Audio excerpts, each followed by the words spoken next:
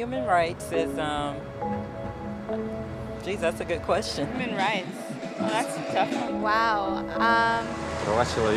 I don't even know how to give that a definition. I would probably have to do a little bit of homework or something. Any right that I think just as a normal, human, any... The rights that humans have? That's a very large debate. Menneskerettigheder kan betyde mange ting. Tú le puedes preguntar a 20 personas y te van a dar 20 diferentes opiniones. Non saprei, è una domanda complicatissima. Guess we just take them for granted that they're there, but we don't even consider what they are.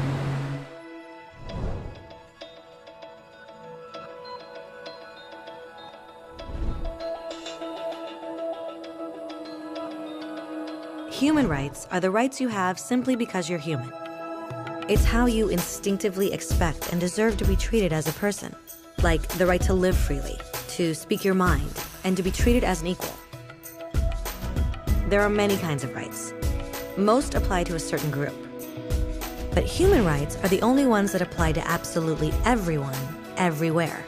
That means kids, old people, poor people, basketball players, garbage men, rappers, teachers, Africans, Indians, Albanians, Christians, Muslims, Kabbalists, atheists, your mom, your dad, your next door neighbor, and you all have the exact same human rights. In other words, they're universal. But the question remains, what are they? Name the human rights? What the human rights are? The right to live.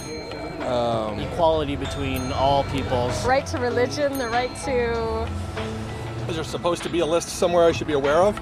According to the United Nations, there are a total of 30 human rights, which are usually lumped together and called simply human rights.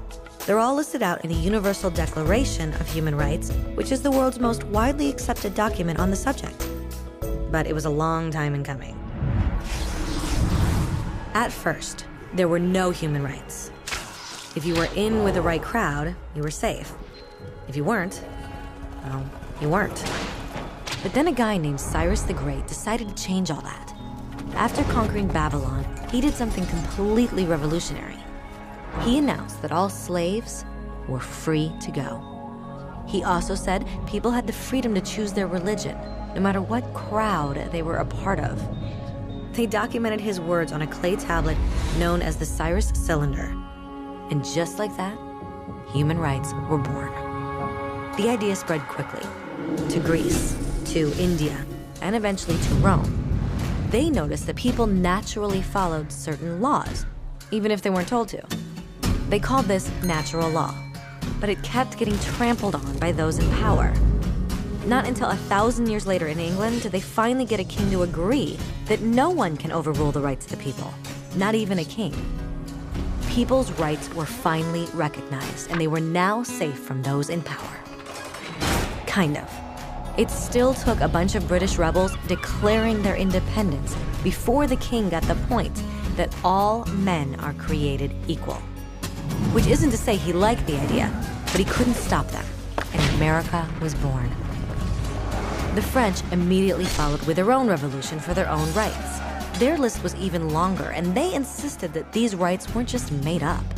They were natural. The Roman concept of natural law had become natural rights. Unfortunately, not everyone was so thrilled. In France, a general named Napoleon decided to overthrow the new French democracy and crown himself emperor of the world. He almost succeeded, but the countries of Europe joined forces and defeated him. Human rights was again a hot topic. They drew up international agreements, broadly granting many rights across Europe. But only across Europe. The rest of the world somehow still didn't qualify. Instead, they got invaded, conquered, and consumed by Europe's massive empires. But then a young lawyer from India decided enough was enough. His name was Mahatma Gandhi, and in the face of violence, he insisted that all people of Earth had rights, not just in Europe. Eventually, even Europeans started to agree. But it wasn't going to be that easy. 2 world wars erupted. Hitler exterminated half the Jewish population of Earth in horrifying Nazi death camps. And all told, 90 million people died. Never had human rights been so terrifyingly close to extinction. and never had the world been more desperate for change.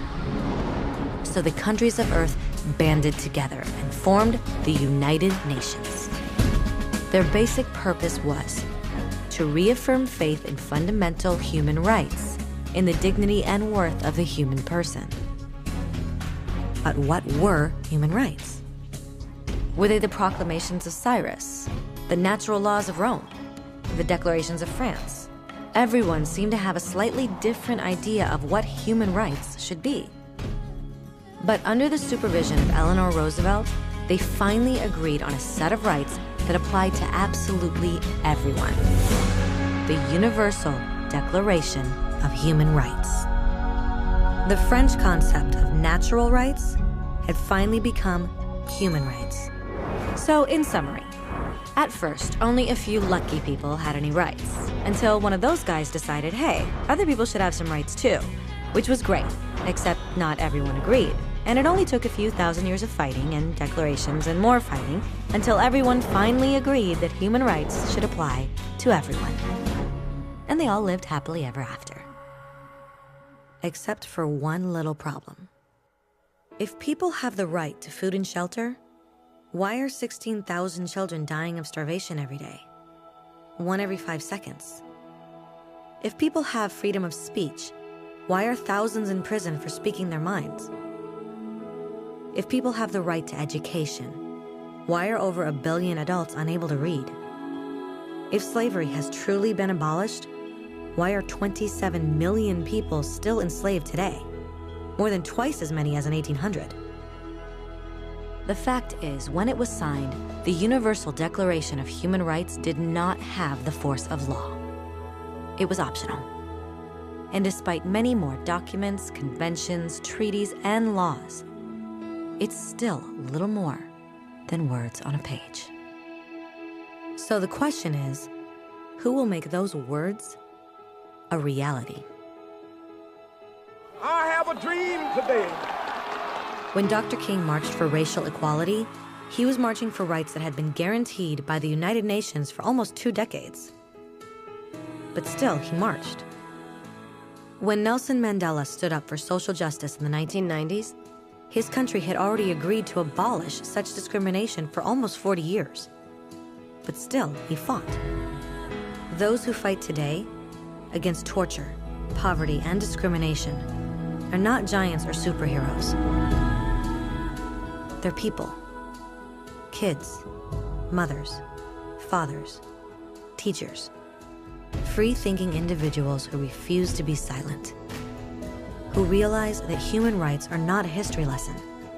They're not words on a page. They're not speeches or commercials or PR campaigns. They are the choices we make every day as human beings. They are the responsibility we all share to respect each other, to help each other, and to protect those in need. As Eleanor Roosevelt said, where, after all, do universal human rights begin? In small places close to home. So close and so small that they cannot be seen on any maps of the world. Yet they are the world of the individual person, the neighborhood he lives in, the school or college he attends, the factory, farm, or office where he works. Such are the places where every man, woman, and child seeks equal justice, equal opportunity, equal dignity without discrimination. Unless these rights have meaning there, they have little meaning anywhere.